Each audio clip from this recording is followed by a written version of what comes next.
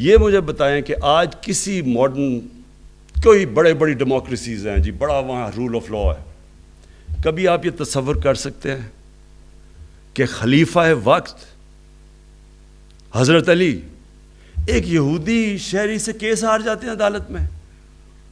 خلیفہ وقت کیس ہار جاتا ہے، ان کا مقام دیکھیں حضرت علی کا کیا تھا، لیکن جج کہتا ہے کہ نہیں، آپ کے بیٹے کی گواہی میں قبول نہیں کرتا۔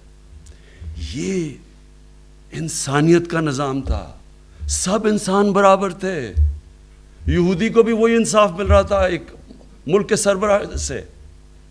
تو وہ جو ایک کانسیپٹ تھا رب الانسانوں کو اکٹھا کرنا، انہوں نے لیڈرشپ کا جو پیمانہ دیا کہ انسانوں کو لیڈر اکٹھا کرتا ہے، تقسیم نہیں کرتا نفرتیں پھیلا کے۔ یہ نہیں کہتا کہ جناب ہندو سب سے عظیم قوم ہے، باقی سارے نیچے ہیں۔ ان سب سارے انسانوں کے لیے، کہ انہوں نے اصل میں دین تھا انسانیت کے لیے۔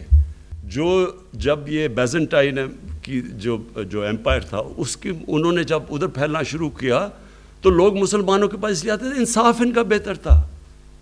انصاف یعنی جو دو چیزیں تھیں، انسانیت کا نظام اور انصاف کا نظام، یہ دو بنیادیں رکھی انہوں نے مدینہ کی ریاست میں، کہ انصاف انسان کو آزاد کر دیتا ہے۔ انصاف چاہیے ہوتا ہے کمزور کو، طاقتور کبھی نہیں چاہتا انصاف، وہ این آر او چاہتا ہے۔ کمزور جو ہے اس کو طاقتور سے تحفظ چاہیے، اس کے لیے انصاف چاہیے۔ اور جب آپ انصاف دیتے ہیں، ایک معاشرے کو آزاد کر دیتے ہیں، آپ اس کے پوٹینشیل کو آزاد کر دیتے ہیں۔ اس لیے دنیا میں سب سے خوشحال جتنے بھی ملک ہیں، ان کے اندر رول آف لا ہے، قانون کی بالادستی ہے، وہ اوپر چلے جاتے ہیں۔